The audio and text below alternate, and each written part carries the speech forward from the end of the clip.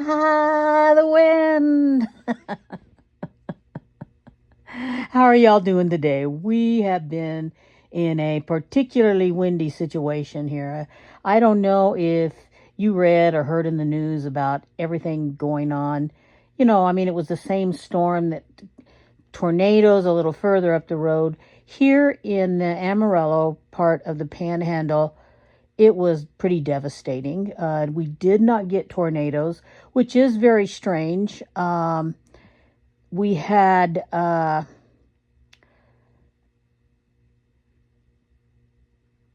wind that wasn't just gusts, but we had wind up to like 105 miles an hour. And you should have seen light poles down like toothpicks, big rig trucks tipping over one right and left of each other on the freeway. The freeways were blocked. Multiple different multi-car pylons with severe injuries. People are in the hospital. Not. I don't know if we had any deaths around here, right here locally, but there are some people in the hospital in critical condition, with breathing issues. Some with first responders and stuff, from what I hear, that got injuries to their eyes from blowing debris out helping. I'm going to tell you, our first responders here, I cannot believe what an excellent job. Normally, they have really, really done things to improve fire prevention and response. And I'm sorry, I couldn't help it. I went and got a little hairspray and put it in my hair that's already always messy anyway. But I did double trouble with it because I wanted to be funny. Not that it was all that funny, but that's what my purpose was. Anyway, our first responders here, okay, and I think it was the counties, the cities, and the states. I think they all got together, and at least in our area, I mean, they were lickety split. We had fires, and when we heard there were fires, we were like, there was one a mile from us, and it was pretty bad. There were several houses that, I don't know how many houses totally, but several houses totally burned down, and that was less than a mile from us. And what we get are big range fires here. This is one of the windiest areas of the country anyway. That's why we get so many tornadoes. But I've never seen anything quite like this. And the dirt was from, because this is the time of the year they're out there plowing fields, getting the fields all ready to plant.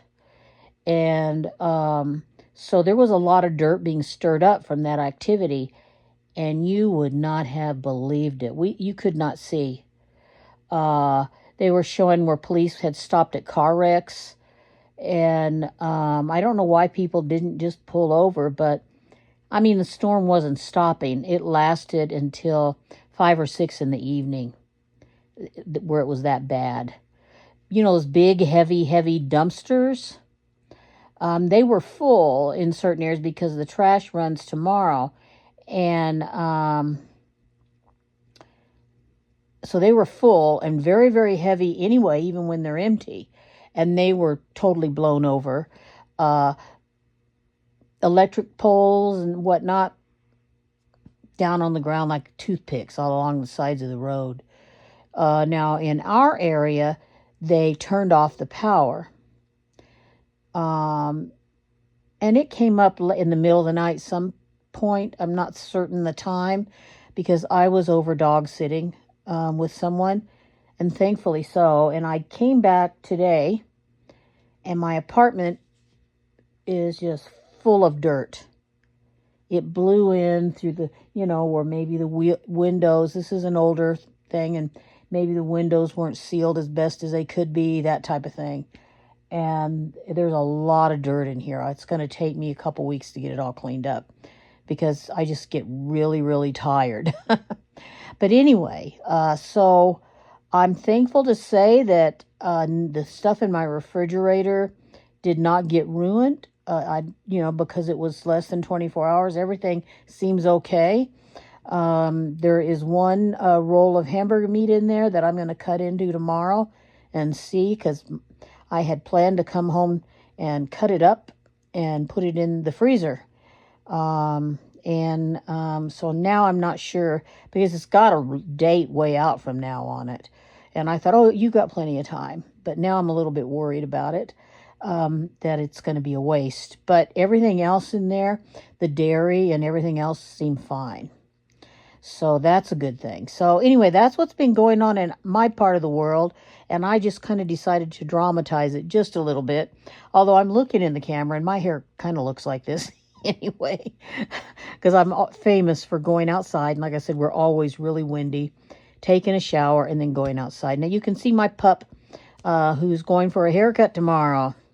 Well, she's not going for a haircut. I'm going to cut her hair. It doesn't usually turn out that great. But it's a lot less stressful. Just take it. So anyway, we got, this is about our Roxy's Journal stitchery. This is project number 7. This is a total of, this will be the 4th prompt, but it's the number 3 table prompt that they have put out. So this is the number 3 table prompt. Recall the first prompt was we did the wall and the background and the table. The second prompt was we did a ginger vase with a floral arrangement or something in the vase. The third prompt was a small ginger jar that would be like a tiny little decoration. Maybe it would hold 1 or 2 flowers, a small ginger jar. And they said it could have something in it, or you could just have it as a decorative ginger jar there. So those are what we're at so far. And now it's fruit. It can either be on a plate, or it doesn't need to be in a plate. That's your choice, but it's fruit. So I chose pears, and I don't think I'm going to put mine on a plate. I think I'm going to put something underneath them to do some sort of shading on the tablecloth. I think once I get ready, but I have started on my pears. I still need to do some work on them. I've collaged some pears. Like this one, I've got the stem thing on upside down. I need to fix that. But I want them to look kind of raggedy. It's the overall look that I'm going for. And so I'm going to put 3 pears, 2 that are whole, and they both are different, a little bit different. And I still need to do the stitching and the embroidery work. And I think on these 3 pears, I am going to do the embroidery work, all except for around the edges. It's going to be real simple because it's kind of a messy look that I'm going for anyway. So it's going to be really, really simple. But it's just going to be a lot easier to do all the work on the, oops, see that one's not put down. I haven't decided if I'm going to leave that piece there or not. I don't know if it's going to make it look nicer. You know what I mean? But anyway, so that's why that's loose there. But I'll do all the stitching and everything on the center of the pears before I put them down. But I wanted to come and show you what I had done so far. You can't get on the video with me, sweetie pie. But here's what it is without that little stem in it. But it seems like it needs something down the center here. So I need to work on this one a little bit more. And I haven't decided. I may do it with stitches instead of, more fabric. I don't know yet. And then all of these I'm planning on just doing kind of a lot of different types, just straight stitching, but little seed stitching or whatever you call it. Just various different things to hold the collage onto them. And then I have some plans how I'm going to do some shading around them once they get on the tablecloth. But here's this. I'm really hoping that our next 2 prompts are some sort of liquid vessel. I want it to be a pitcher, like a clay pitcher, like they might have used it to hold wine. I'm thinking I would like for it to be like a clay pitcher, like in some other places where people make homemade wine and things like that, it would be in a pitcher and then a glass of wine. That's actually what I want on mine. So I don't know. I'm going to see what the prompts are, though. Who knows? Maybe I'll like the prompts better. But I was really glad to see we were doing fruit. And I drew these, and I was really worried about the size. And so the first ones I drew turned out entirely too big. And so I cut them down, and I practiced with the paper on the actual piece to get the size and how I was going to lay them out. So once I get, what I will do is I will add on to this video but it's going to be over the course of a few days as I get this done. And then I'll show you an update on where I'm at with the overall at the end of the video as well. So I'll see you. To you, it'll just be a minute. To me, it's going to be a day. So see you later. Hello, everybody. I'm back. It's the next day. What I did last night was I created my pears, and I got them all stitched, cut, and I collaged them, got that all stitched and ready to put down. I decided to take the advice of another slow stitcher that I was watching the channel. I tried for my life to remember whose channel I saw this on, or I would refer you there if I could remember. But she highly recommended that these types of things that maybe were a little more difficult. I am going to do a lot more stitching, not the outside stitching too, and that's going to be decorative, but, stitching like this on the inside of things, I am going to start trying to do a lot more of it before I even fussy cut it, maybe. I'm not sure, because I'm having difficult time doing the stitching over here, and I do think it would be easier to stitch it and then fussy cut it out. We're going to see. I'm going to be doing some experimenting.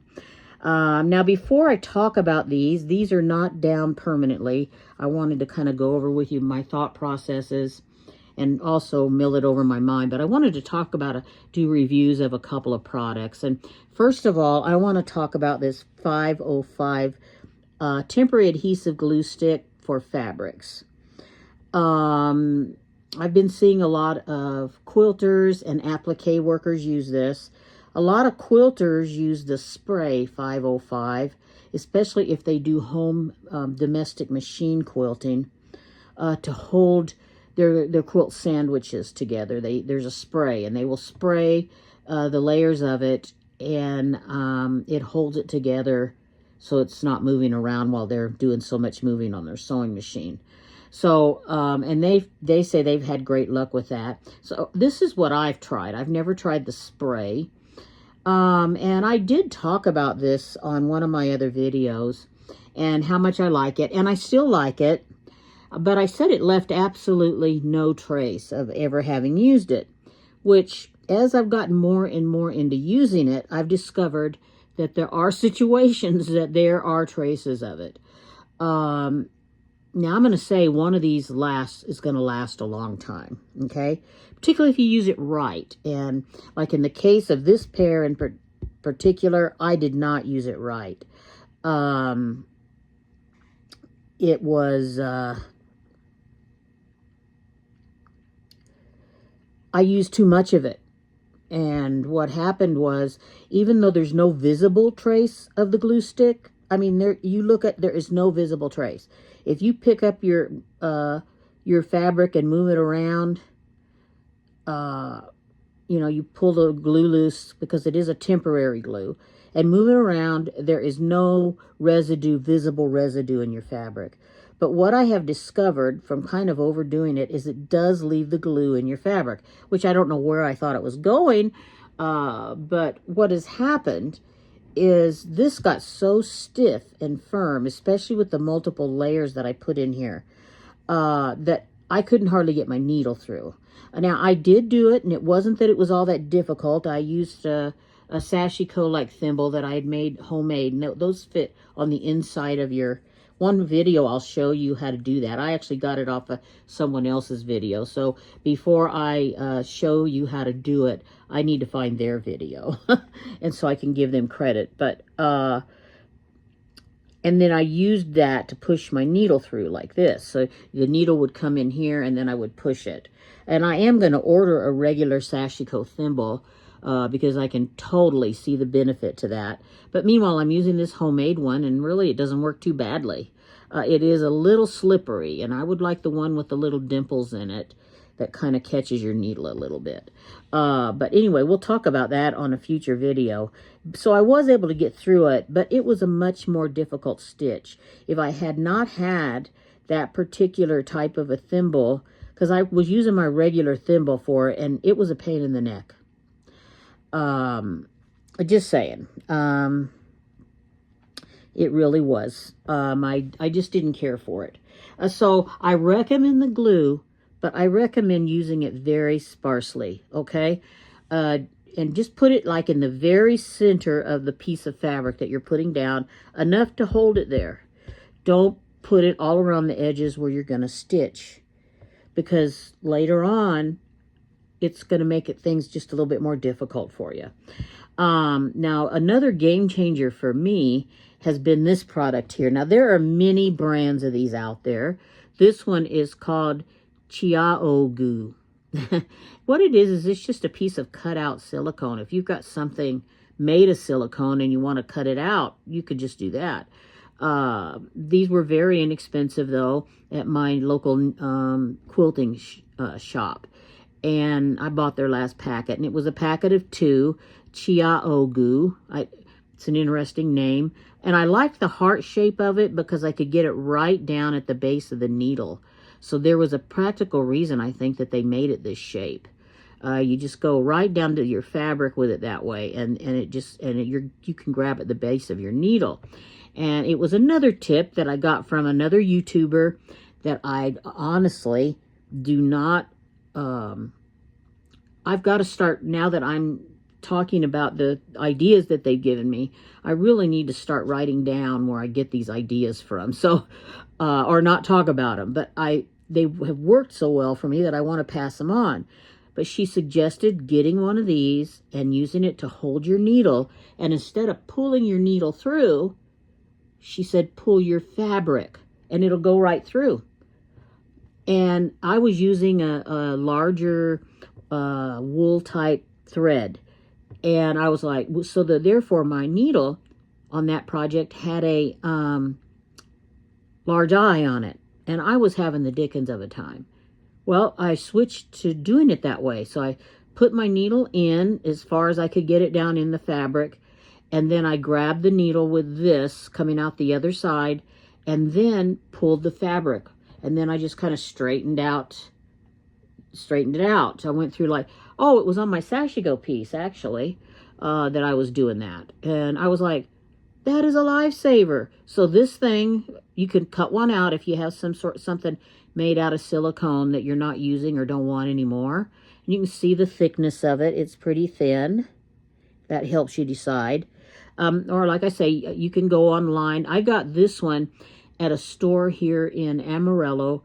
Now, I got the last one. I'm assuming she will restock on it because someone else in the line behind me was looking for one, and I got their last one. So I'm assuming they will restock it. But you can Google the knotted thread, Knotted thread, THREAD.com, Amarillo, Texas. And she has an online store, and some things she sells out of so quickly, but if you just go into her little, she has a place to write, or you can go in there. Her name is Claudia. Really nice lady.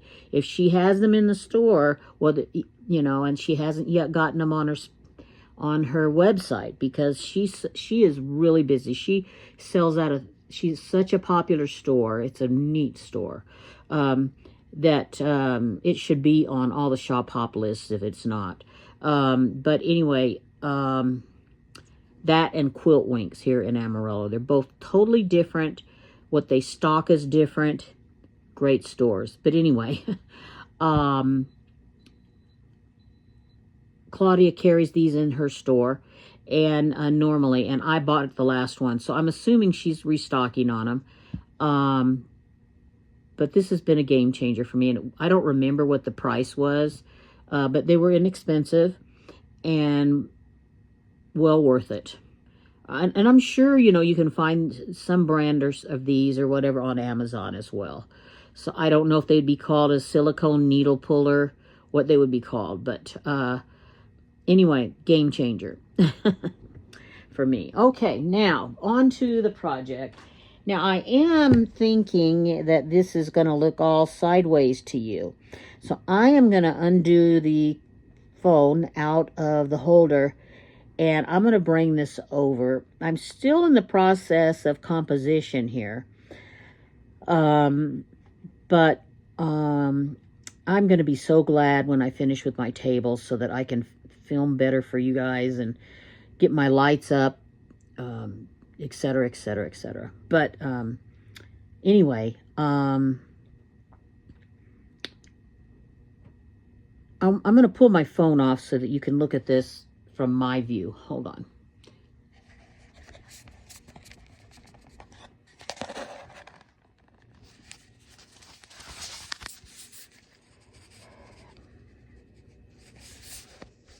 Okay, guys, I do have a mild tremor, so hopefully I'm not shaking where you can't see this. But this is the prompt, table prompt number 3. So in other words, our first 2 prompts, as I mentioned at the beginning of our video, and so this was fruit. Now, I chose not to put mine on a plate or in a bowl. I liked the idea of them just kind of sitting on the table. And I did a lot of looking at fruit, and I seem to be getting a lot of inspiration from different paper collage artists because I'm enjoying fabric collage so much. And that's where the inspiration for these came from. And I also found that this is a fairly common arrangement for pears on various different artist sites that I saw. And I actually tried to arrange mine differently, and every time I just kind of came back to this. Now, some of them had these things underneath them. Some of them didn't. I found that I like it underneath. A lot of them, I actually found some also on a Stitcher's site. She had taken hers. Once again, I wish I've really got to do better with writing YouTube channels down. Because this also came from a YouTube channel. Now, her project was nothing like this one, but she had done something where she did some fruit, and she put these little pieces of fabric to kind of highlight a little bit and, you know, just help with the texture and the general color and picture of her fruit there. And I really liked it. And then she actually stitched down onto the tablecloth. Now, hers wasn't a tablecloth, but she stitched down onto the background of her piece when she put this down. And I'm going to do that as well. So this is it. Last night I just made a paper pattern, tried out the various sizes of paper pattern on my piece here to figure out what size I wanted, and then went through my stash, found different hues of the different, because I couldn't decide if I wanted one of the, I can't remember what they're called, but they're the burgundy colored pears, if I wanted a green pear or a yellow pear. And so I kind of just based on the color scheme of the rest of my piece, decided on a greenish with some yellow hues to it pear. And then I thought, just for kicks and for interest, I added a little bit of burgundy to this one. But basically they're all pieced, you know, tiny little bits of fabric. And then I stitched it all down and just did kind of a rough, you know, stitching to each piece of fabric. I did a stitching around on all 3 of these pieces. And I noticed I put the base stem on this one. I didn't end up doing that to this one. I just thought it looked better without them, so even though I cut them out and I put them down there, I didn't use them. I did like it over here. I had a fabric kind of a piece here to represent that kind of a brown section that's in the center. I ended up liking the stitching better. idea better, and I like the way that turned out so much better. So I stitched in the center like that. So those are all stitched, and my next step, I think, as I'm talking and I'm looking at this through the camera, I was having a hard time liking it, just looking at it at first, but now that I'm looking at it from a camera, which everyone tells you to do, I feel like I'm getting a much better perspective on it. So I do like it. And now another thing that I did, and you can't see it here, was I stitched in a picture up here on my wall. And I'm not going to show it to you because I totally do not like it. I'm going to take that out later today once I get these all stitched in, because since I've already done my embroidery and stuff on them, it's going to be a pretty easy stitch. And then I'm going to take that picture out and I'm going to look for something different. I think I wanted a picture up there, and I actually wanted a human face up there. And I didn't have anything in fabric. So I found this group photo on a Kathy Holden fabric that, I put it in, and it's just too small. The picture would have been fine if it had been a different shape. And I even cut it down, and so basically ruined that piece of fabric for anything else. But I just don't like it. I'm not satisfied with it. So here's what I think I'm going to do. And I don't have it here with me. Here, let me get it. Hold on. I had been about to start on these bookmarks. Let's get that still so it'll focus. Which they're miniature samplers is what they are.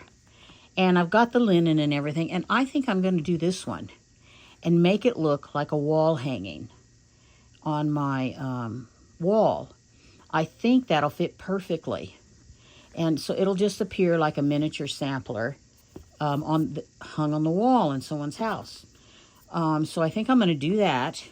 So I'll end up making two of these. One for the gift that I was going to make this for somebody. And then one to go on this. So anyway, I think that I'm going to do that bookmark. So I'll start on that this evening. I'm going to use this fabric here, a piece of linen. And I am going to stitch that on there. And that is going to be what I'm going to put in that place on the wall. I'm going to make the tassel to go on it because I don't really have any tassels, because I think it would look cute with a tassel hanging from the bottom of it. So that is what I've decided to do in lieu of that picture up there.